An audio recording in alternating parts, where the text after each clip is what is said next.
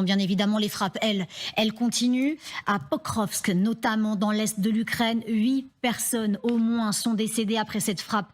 Vous voyez qui a éventré encore cet immeuble résidentiel. 8 tués donc sur cet immeuble partiellement détruit. Il a été détruit par 2 missiles russes. Il y a les secouristes qui sont toujours à la recherche de survivants dans les décombres de cet immeuble à Pokrovsk, situé à 70 km au nord-ouest de Donetsk. Avant la guerre ici, vous savez combien il y avait d'habitants? Il y en avait 60 000. 60 000 habitants avant la guerre. On va écouter ce qu'a dit le président ukrainien Volodymyr Zelensky hier soir sur cette frappe. Une opération de sauvetage est actuellement en cours à Pokrovsk, dans la région de Donetsk, après des frappes de missiles russes, des missiles Iskander contre des bâtiments résidentiels ordinaires. Tous nos services travaillent sur place. Malheureusement, il y a des victimes, il y a des blessés, il y a des morts. Mes condoléances aux parents et aux amis. Voilà, ça c'est côté pile, ce qu'en dit Volodymyr Zelensky avec l'horreur de ces images. Et puis côté face, on a la justification de la Russie, parce qu'ici, c'est pas un immeuble résidentiel qui a été touché. Dans la zone de la localité de Pokrovsk, un centre de commandement avancé ukrainien a été touché. C'est Igor Konashenkov qui le dit. Vous êtes toujours avec nous, général Paloméros. Cette justification de la Russie. Comment voulez-vous que la Russie justifie des frappes de cette nature? Elle ne peut les justifier qu'en argumentant sur des objectifs de valeur militaire. Je vois mal un centre de commandement. Sur les images qu'on a vues dans cette région, les Ukrainiens ne sont pas assez fous pour laisser un centre de commandement dans des bâtiments de cette nature. Donc c'est assez peu vraisemblable, mais c'est aussi caractéristique d'un vrai problème que rencontrent les Russes depuis pratiquement le début de cette guerre. C'est le problème d'analyse, ce qu'on appelle le ciblage, d'identification des cibles à grande valeur et de précision pour les traiter. Alors évidemment, il y a le brouillard de la guerre, on ne sait pas tout. Les Ukrainiens donnent peu d'informations, ils ont raison.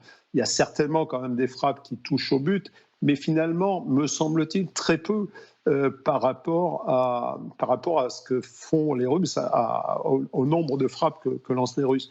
Et là, c'est caractéristique. Moi, je ne crois pas du tout que s'agisse d'un centre de commandement. Peut-être que je serai démenti par l'avenir, mais c'est la seule, une fois de plus, c'est la seule justification qu'ils puissent donner à cette campagne de terreur. Ah oui.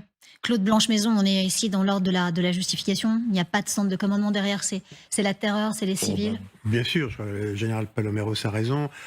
C'était une cible civile, tout simplement, et il s'agit du développement de la stratégie de la terreur vis-à-vis des populations, c'est-à-dire pour faire partir les populations ou les terroriser, faire en sorte qu'elles aient peur. Alors, bien sûr, il arrive aussi aux Russes de viser des objectifs militaires, mais généralement leurs missiles sont assez peu précis et il arrive très souvent qu'ils détruisent aussi à côté des cibles militaires des immeubles civils. Donc tout ça réuni fait que ça alimente la stratégie de la terreur. Bien sûr. Vincent Hugeot, on a du mal à croire qu'ici c'était un centre de commandement. Bon, on n'y est pas, donc on n'a pas les moyens techniques de vérifier. Je partage évidemment les réserves émises par le général Paloméros pour des raisons, je dirais, opérationnelles assez élémentaires. Mais je note que Poutine et son entourage continuent de considérer que le temps travaille pour eux et que ce qui était la doctrine secrète du début demeure, à savoir, nous finirons par briser le moral de la société ukrainienne et de ses combattants, car nous en avons les moyens, en hommes et en matériel. Et je remarque depuis plusieurs semaines, moi qui suis régulièrement et avec une sorte de plaisir pervers les débats de la télévision russe, avec les grands délires des propagandistes favoris du Kremlin, une remontée de la logique de l'anéantissement, avec un recours à un lexique religieux parfois, quitte à faire venir le patron d'une télévision orthodoxe. On est dans une exécration tellement, je dirais, pulsionnelle, tellement irrationnelle, que l'on reparle beaucoup de l'antéchrist, de l'incité de les brûler tous. Et là, je cite des propos qui ont été tenus, 48 heures, par un pope, un orthodoxe, qui doit être autant homme de Dieu que je suis écuyer chez Grus. Et il y a à nouveau cette désinhibition par rapport à une sorte de devoir messianique qu'il y aurait à, encore une fois, anéantir, éradiquer l'Ukraine et non pas seulement la soumettre. Christian Lequesne.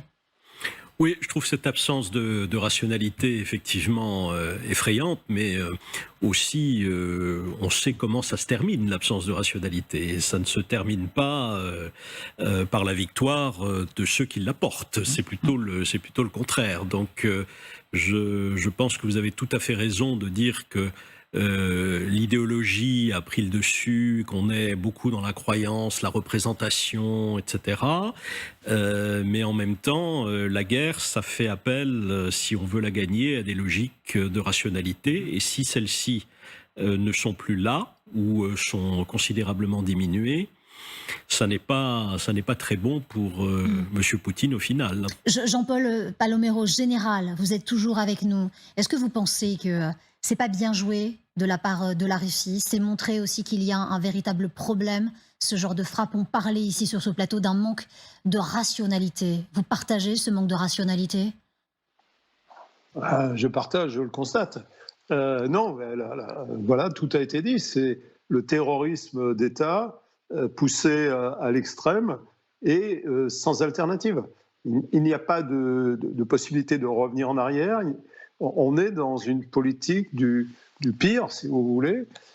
Et évidemment, ça ne peut qu'inquiéter parce que, voilà, chaque jour, des villes, des Ukrainiens sont pris sous des bombardements relativement aveugles. On a vu ce qui s'était passé à Odessa. Donc, tout est permis, ce qui a tendance à prouver que ce sont les armes qui parleront d'abord et que cette offensive ukrainienne, même si elle est complexe et difficile, il faut vraiment que nous, pays occidentaux, nous la soutenions de notre mieux. On en a parlé, les armements, peut-être un peu aussi d'aide au niveau de la stratégie, enfin soutenir en tout cas les Ukrainiens dans leur vision. Mais rien n'arrêtera, je ne vois pas ce qui arrêterait M. Poutine, il ne peut absolument pas revenir en arrière. Pas très rassurant. Merci beaucoup, Général Jean-Paul Paloméros, d'avoir été avec nous aujourd'hui. Nadezhda Kutepova, vous vouliez aussi intervenir alors que l'on voit ces images de cette frappe. Je voudrais juste ajouter deux mots que le mot justificatif, je le trouve trop fort pour cette situation. C'est prétexte, un prétexte pour bombarder, qu'ils cherchent toujours le prétexte pour bombarder l'Ukraine. Mais moi, je pense toujours de chaîne humaine qui fait tout ça. Parce qu'il n'y a pas l'État qui fait exactement cela. Il y a des gens qui font cela. Ça veut dire qu'il y a des coordonnées qui sont données. Et nous connaissons qu'à un moment, peut-être il y a 6 mois, le liste des gens de l'armée russe a été publié. Qui fait coordonner? Et certains quels critères? Oui, mais c'était l'armée, c'était l'unité spéciale qui fait ses coordonnées. Et après, c'est quelqu'un qui regarde dans le viseur.